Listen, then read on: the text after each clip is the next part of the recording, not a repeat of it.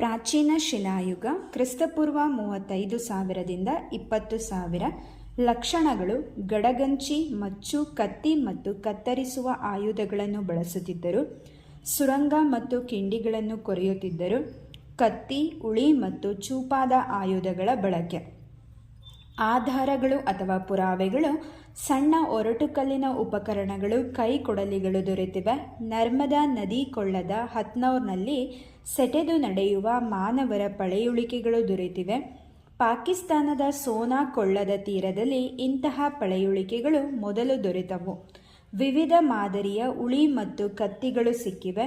ಉಳಿ ಮತ್ತು ಚೂಪಾದ ಆಯುಧಗಳಿಂದ ಸುರಂಗ ಮತ್ತು ಕಿಂಡಿಗಳನ್ನು ಕೊರೆಯಲಾಗಿದೆ.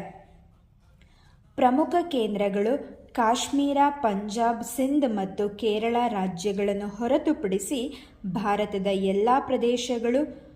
ಪಂಜಾಬ್ ಮತ್ತು ಪಾಕಿಸ್ತಾನದ ಸೋಹಾನ್, ಉತ್ತರ ಪ್ರದೇಶದ ಸಿಂಗ್ರೌಲಿ ಬೇಸಿನ್, ಜಾರ್ಖಂಡ್ನ ಛೋಟಾ ನಾಗಪುರ, ಕರ್ನಾಟಕದ ಕಿಬ್ಬನಹಳ್ಳಿ ಮತ್ತು ಬಳ್ಳಾರಿ, ತಮಿಳುನಾಡಿನ ಚೆನ್ನೈ.